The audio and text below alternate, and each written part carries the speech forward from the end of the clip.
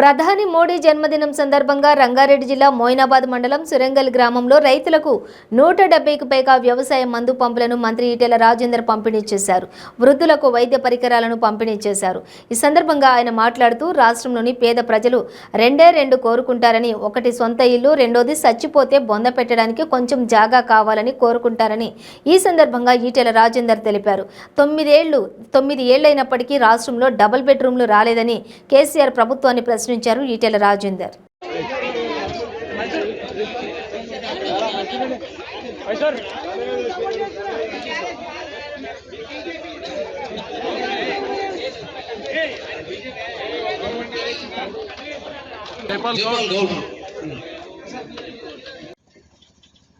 అద్దాల మెడలు మన భాషరాని మన యాసరానిటువంటి ప్రజలు తిరుగుతూ ఉంటే అక్కడికి పోగానే అమెరికా లెక్క కనబడుతుంది. మళ్ళీ మన ఊర్లకు రాగానే, మన ఇళ్ళకు రాగానే మళ్ళీ గదే బతుకు, గదే సమస్య తప్ప శాంతి సుఖం లేదు రంగారెడ్డి జిల్లాకు. ఇవాళ మిమ్మల్ని ఒక్కటి తెలంగాణ ఉద్యమం సాగినాడు. నేను కూడా మీ బిడ్డగా అనేకసార్లు ఈ ప్రాంతాలకు వచ్చిన. ఇక్కడే మోయినాబాద్లో, చేవేలలో అనేక మీటింగ్లు పెట్టిపోయిన నేను. ఇదే ప్రాంత బిడ్డ యాదిరెడ్డి, మంగళారం అనుకుంటా ఆయన ఊరు, పెద్ద మంగళారం. యాదిరెడ్డి అనే బిడ్డ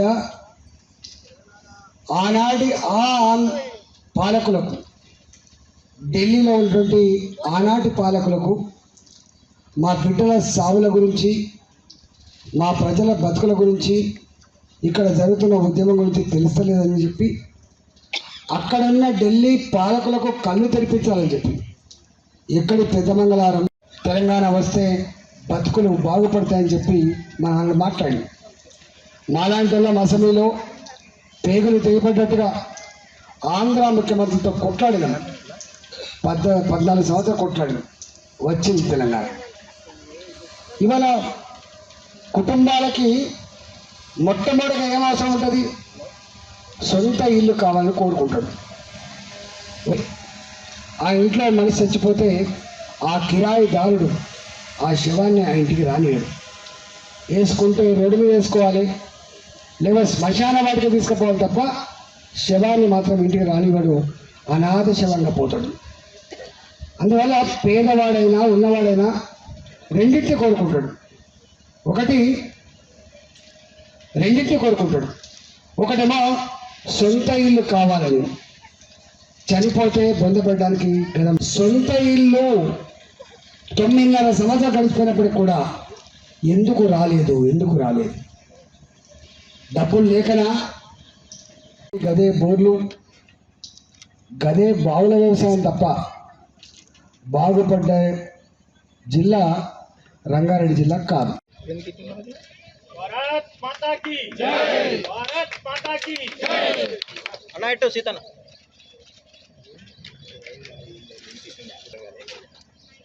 బ్రో బ్యాక్ సైడ్ జరుగు. అదేవిధంగా ఈరోజు గ్రామ స్థాయి నుంచి పార్లమెంట్ స్థాయి దాకా కూడా ప్రతి ఒక్కరు కూడా బీజేపీ అడగలేదు. ఎందుకు పేదలకు సొంత ఇంటి కళ నెరవేర్చలేదు అని చెప్పి అడగవలసిన అక్కడ ఉండాలి. లేకపోతే అప్పుడప్పుడు రాళ్ళవాన పడితే కథ అయిపోతుంది. నోటికాడికి వచ్చిన పంట ఒకసారి కనుక నీలపాలు అయిపోతే ఆ రైతు జీవితం ఎట్లుంటుందో మీకు తెలుసు. మనిషి చచ్చిపోతే ఎట్లెడతారో, ఓ బెర్రె చచ్చిపోతే కూడా అట్లా ఎత్తారు రైతు, ఓ మంచి ఎద్దు చచ్చిపోతే కూడా అట్లా ఎత్తాడు. పొయ్యి మీద కుండ పెట్టరు, అట్లాంటి పరిస్థితి.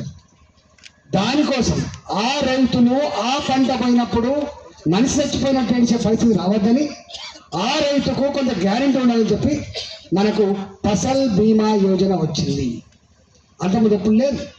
ఫసల్ బీమా యోజన అంటే నీ ఎకరంలో కనుక వరి పంట రాళ్ళవాన పడిపోతే ఆ ఎకరానికి నువ్వు ఎంత పెట్టుబడి పెట్టావు కనీసం అంత మొత్తం ఏ పని కొద్ది ఇస్తుంది. కానీ ఇవాళ ఫసల్ బీమా బీజేపీ తెలంగాణ ప్రజలు కాబట్టి చైర్మన్ గారు మన శ్రీ ఈటెల రాజేందర్ అన్న గారిని వేదికపైకి నలగాల్సిందిగా కోరుతున్నాము. జిల్లా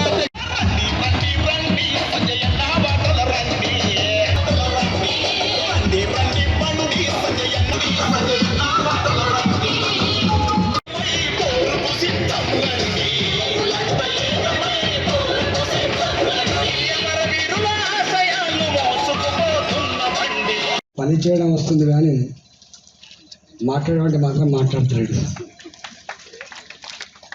ఆయనకు పని మాత్రమే తెలిసింది, మాలాంటి వాళ్ళకు మాటలు తెలుస్తాయి.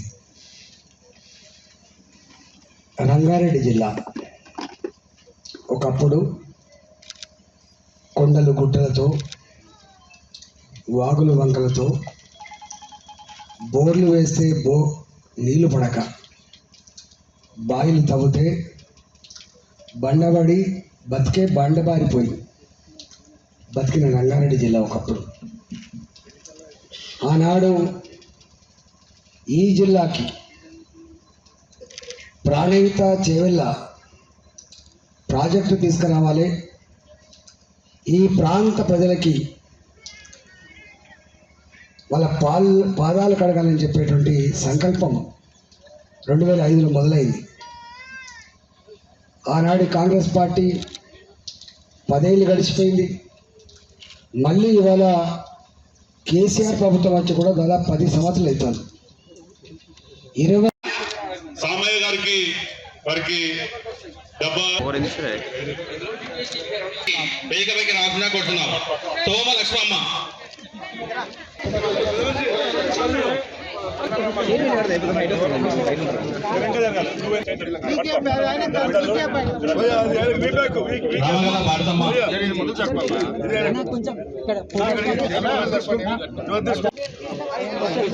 ఇక చూడాలి. ఓకే అండి, అయిపోయింది.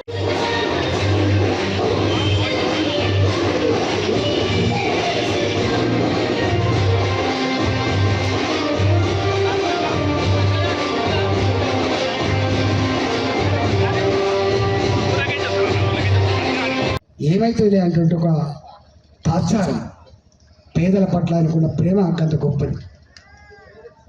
నరేంద్ర మోడీ గారు జన్మదిన సందర్భంగా కాబట్టి మనకు పరిచయం అయిపోతుంది. ఈ కేసీఆర్ ఎప్పుడో పుట్టాల్సి ఉండే, ఈ కేసీఆర్ ఎప్పుడో ముఖ్యమంత్రి కావాల్సి ఉండే. ఆయన కనుక ముఖ్యమంత్రి అయితే అందరికీ డబుల్ బెడ్రూమ్లు వచ్చాయని చెప్పి అనుకుంటామని మాట్లాడినప్పుడు.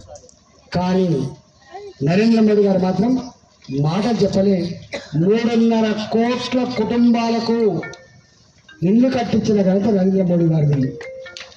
కానీ ఇక్కడున్న ముఖ్యమంత్రి మాత్రం నరేంద్ర మోడీ గారు ఎన్ని కట్టించేది, ఆయన సాయం మాకెందుకు, ఆయన డబ్బు మాకెందుకు అని చెప్పి ప్రగల్భాలు పలికింది తప్ప.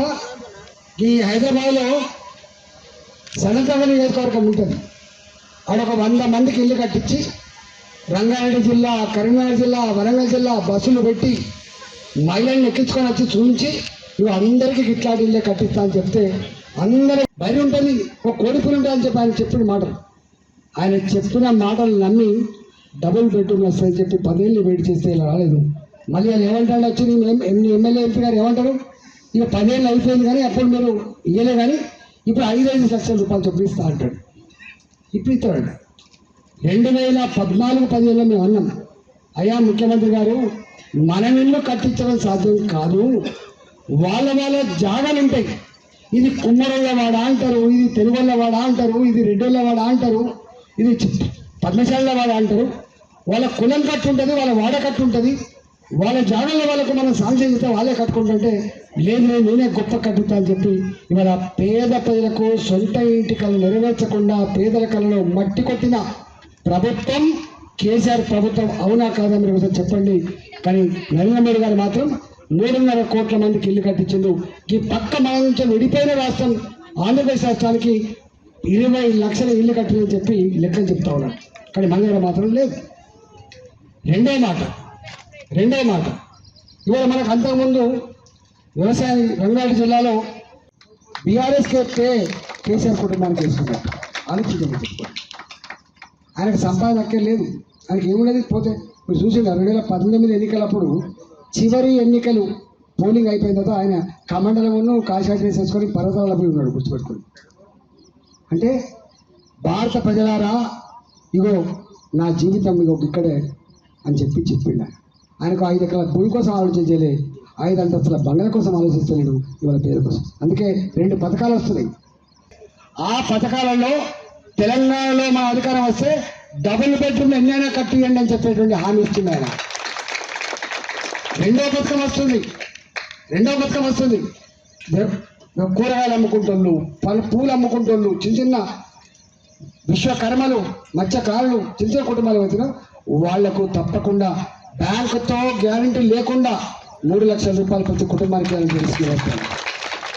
వాళ్ళ ట్రైనింగ్ కోసం 15,000 రూపాయలు మొట్టమొదటి ఇవ్వమని చెప్పే స్కీమ్ వస్తుంది.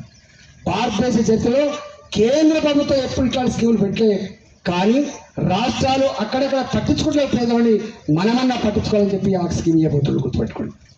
గ్యాస్ విషయంలో కూడా తప్పకుండా మేము హామీ ఇస్తాం. కౌలు రైతాంగాలు కూడా ఏమి హామీ ఇస్తాం. ఇవాళ అన్నిటికంటే ముఖ్యంగా మీరు వడ్లు పండిస్తారు.